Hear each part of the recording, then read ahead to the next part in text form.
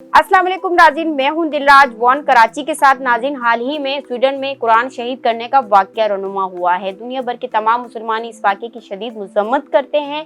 हुकूमत पाकिस्तान की जानिब से यौम तक़द्दुस से कुरान मनाने और स्वीडन वाक़े के खिलाफ एहतजाज करने का ऐलान कर दिया गया है। हुकूमत ने 7 जुलाई को यौम तक़द्दुस से कुरान मनाने और स्वीडन वाक़े के खिलाफ मुल्क गिर एहतजाज का ऐलान कर दिया, जबकि वज़ीर आज़म शहबाज शरीफ ने इस मामले में पार्लियामेंट का मुश्तरका इजलास बुलाने का फैसला भी किया है।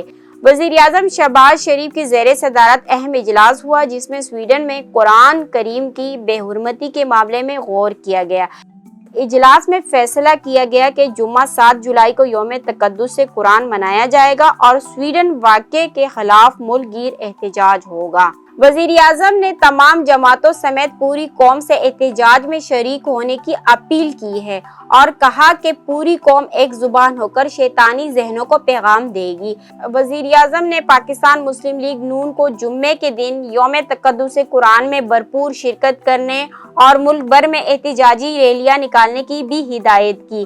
ख्याल रहे कि 28 जून को स्वीडन के दारुल हुकूमत स्टॉकहोम की मस्जिद के बाहर ईद उल अज़हा के रोज कुरान पाक को नजर आतिश करने और बेहुरमती का वाक़या पेश आया था।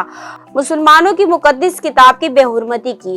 कुरान पाक की बेहुरमती पर दुनिया भर में मुसलमान सरापा एहतजाज है। मराकश ने अपना सफीर भी वापस बुला लिया है। वन कराची की वीडियोस देखने के लिए हमारा चैनल सब्सक्राइब कीजिए और बेल के आइकन को क्लिक कीजिए ताकि आप हमारी तमाम आने वाली वीडियो से बाखबर रह सकें।